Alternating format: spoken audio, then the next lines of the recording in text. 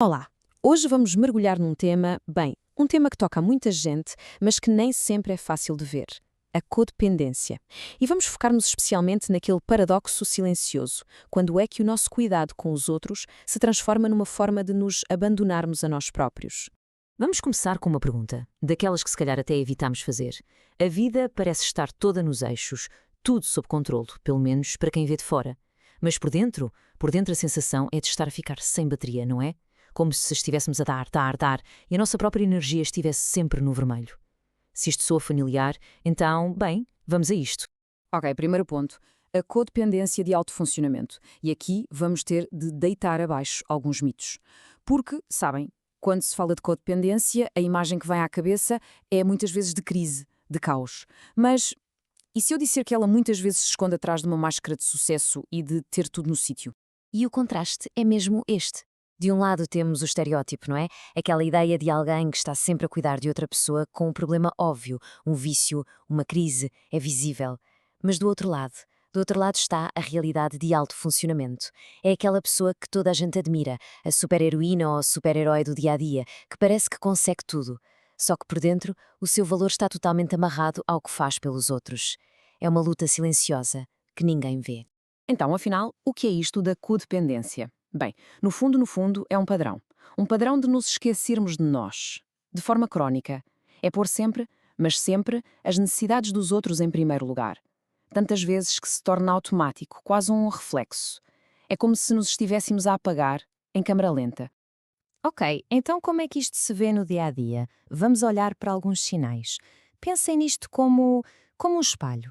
Vamos ver que padrões é que podem estar a aparecer sem que a gente se aperceba.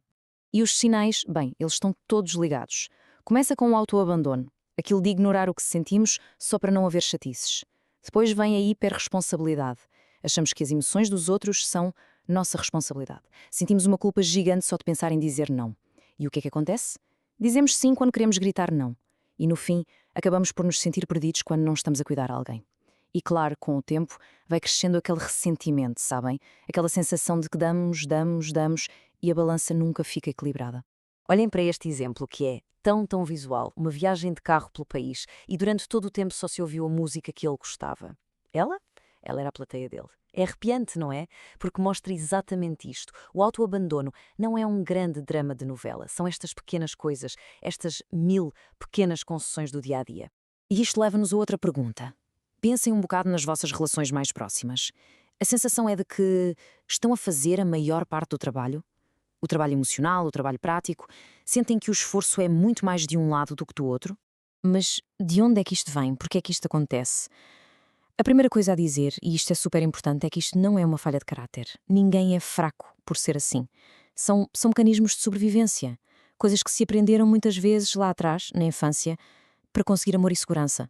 Uma das grandes raízes pode ser ter crescido com pais ou cuidadores emocionalmente imaturos. O que é que acontece aqui? Os papéis trocam-se. De repente a criança é que é o cuidador, o pequeno adulto que tem de manter a paz. E a lição que se aprende é devastadora. O meu valor não está em quem eu sou, mas naquilo que eu faço para os outros.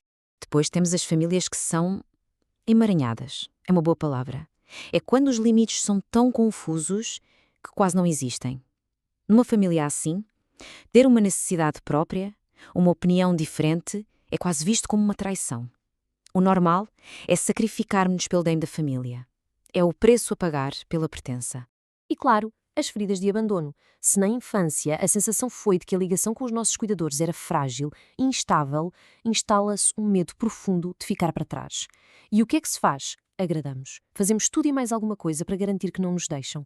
Torna-se uma questão de sobrevivência emocional. Ok, já vimos o que é e de onde vem. Mas agora, a parte importante. E agora, como é que se sai disto? A boa notícia é que há um caminho. E não é um caminho para a solidão, muito pelo contrário.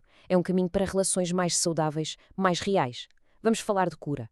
Mas, atenção, e isto é mesmo importante. O objetivo não é tornar-nos hiper-independentes.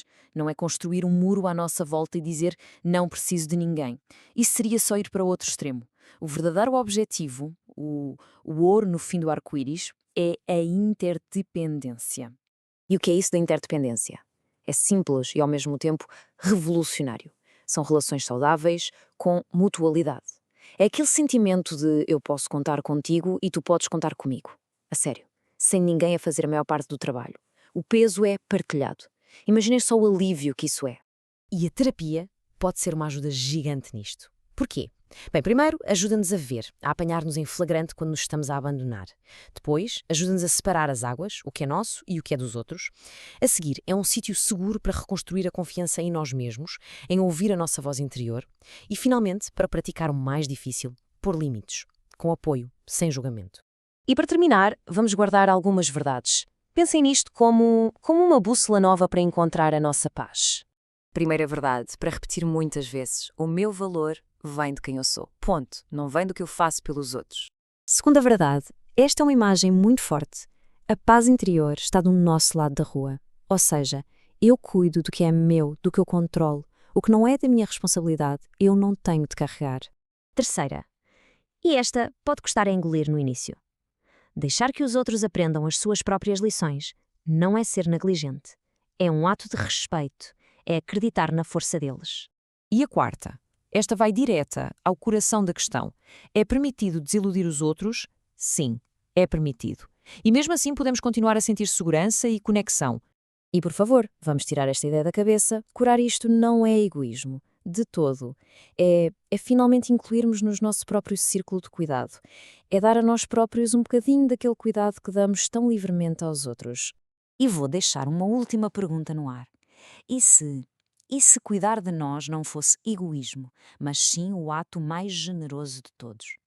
Pensem nisto, porque no fundo só podemos dar verdadeiramente aos outros quando o nosso próprio copo não está vazio.